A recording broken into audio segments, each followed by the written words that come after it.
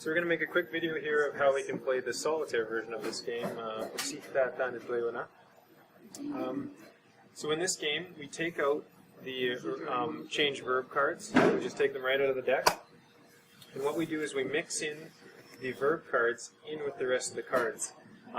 Now, if you're ever playing this game with an expansion pack, or one of the various expansion packs with the different verbs, one thing I might suggest is trying to keep the number of verb cards within the deck the same as what originally comes in your starter deck. And if you ever get mixed up to the number there is, we can look at the quick reference cards for the verbs and count that number, and that number should give us a general good idea of how many we want to add in. If there's too many verbs, it gets a little too easy to play the Solitaire, and if there's not enough, it can get very challenging. Or you can actually end up in a situation where you can't play. So, to play this game, I'll just mix those in here real quick, give it a quick shuffle.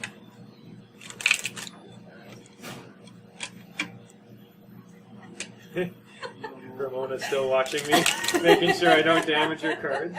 Again, like I said before, I know the guy who made the game, so if you need another deck, let me know.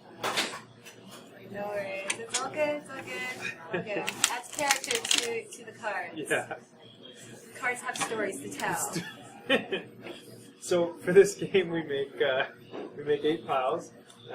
We always flip the last card over. So we put 2 in the second pile.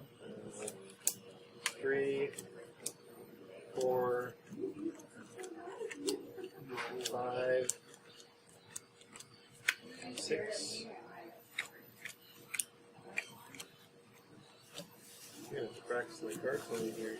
4, 5, 6, 7, 8. So the last one having 8. Now in this game, we make the card, we make the word like we demonstrated up here at the top, and we start by seeing if we have a verb card here, in which case we do. If we didn't have a verb card on the table here, like Solitaire, we would start flipping 3 cards at a time and keep going through the deck, until we found a verb card. In this case, it would have been the first flip, but sometimes it's halfway through.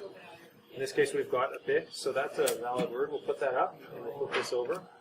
Now, the point of the game is to get rid of these cards on the table. That's similar to Solitaire, right?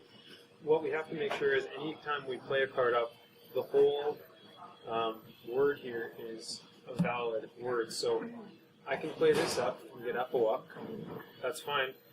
But I wouldn't want to play something like that, right? Because that's not a valid construction. We're going to need...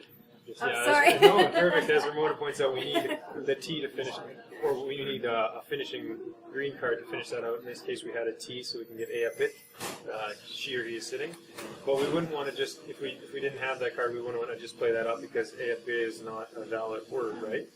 So we always want to make sure there's a valid word. In this case, we'll use up-o-up to start, and flip it over, and we just keep playing.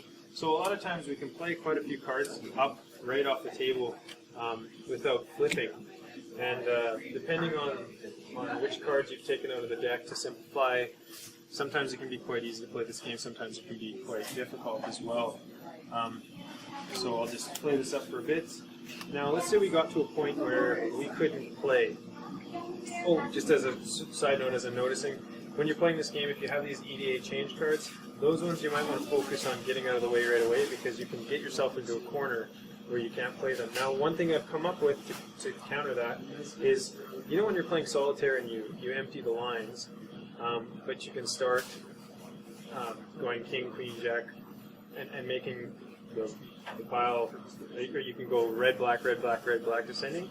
I do kind of the same thing here in Solitaire, except for when you get a blank space, you can start a word. But the only thing that I would, in this version of the game that I've made, when I make those words, the rule is you have to finish the word and you have to use one of every card before you can move it up. So just to show you an example of that, say I had this. Okay, so this is a blank space. I move the ni, and then I have to have a blue card, and then I have to have that, and I have to have a red card, and I have to have that card, and then I want to find, sorry, I'm going to have to move these over slightly. I have to find the green card, and then once I've completely finished that off, I can move the whole works up to replace the card on top. Now, it seems like a good idea, because if you get in a pinch, you can make a word, but and you can do it for all the spaces, but the problem is now you're making 7 words at once. And again, the whole point is to get rid of these, so the more cards you play here, the more cards you have to get rid of, right? So again, if you're trying to get rid of the cards here, then you might not want to do that unless you're in a pinch where you can't play any cards. Now the reason, you might look at that and say, well, what's the point in doing that? This is a single-player game, obviously, right? And I could keep playing here until I completely finish what's here. But if there are 2 decks. This deck has a dark graphic, and there's another deck. I don't have it here on me right now, but it's the same graphic, but everything is in white, so that they can be that you can tell them apart. Now, if you have a friend that has the one that has the white deck, then if you both play Solitaire, you play up at the same place. So if Ramona was here sitting at another imaginary table and she had her deck, we would both be playing here, and we play up as fast as we can, and whoever can get rid of all these cards on their table first, they say nagi, like stop, and the other person stops, and then we count up all of the cards in the center, and all the cards that are of my deck count to me, and all the cards that are of her deck count to her. But since, say, if I finish first, I don't have to minus any because I've theoretically gotten rid of all the cards on my deck, or on my table here. But if she still had 20 cards, she would take the 20 away from the cards she played top. And so it's kind of a competitive game. It's also in the instruction manual. If you look in the book of the deck, it explains it as well. But the game is very fast-paced because as I play up here, and she plays up here, so we've got this. I guess I've kind of mushed it here, but if we've got, so and she plays another card. Say I think, okay, I'm going to change this to Kiki Papasi Masnahigan, but she already plays up a different card, like a conjunct. All of a sudden I can't play my card up. So it's a speed game, and you have to try and play up as fast as you can before the other person changes the word on you. But at the same time, they're doing the same thing, so it becomes a big rush on who can make the most words the quickest. And again, especially when we're using this as a learning technique, but all the time it's always good. Or a rule or something I try and suggest is that we always say the word when we make it. So I guess I didn't do that earlier, but if I was to, Hikipone Masnahigan, and then you flip it over, and as you okay, I can sneak this one in here. So Hikipone Neheoan, and you always say the word as you make it. And this can be kind of fun too, because as you're playing, if you play the multiplayer game, as you're playing it, it's almost just like constant Cree coming out, because the words are continuously being made again and again and again, and it's almost like two monologues going at one time. But it can be quite fun because it's very fast paced and very competitive.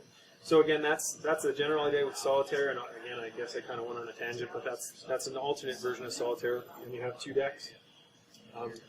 Just to make sure that when you're playing those, make sure you have the one deck with the dark graphic and the one deck with the light graphic, so that when you're done and you take these cards and sort them out, if you play with 2 dark colored decks, you can't tell which deck which cards came from. But if you have the light deck, of course you would, this one goes to that deck, and then you can figure out who played up what. But yeah, so that's how to play Solitaire in Cree, and enjoy.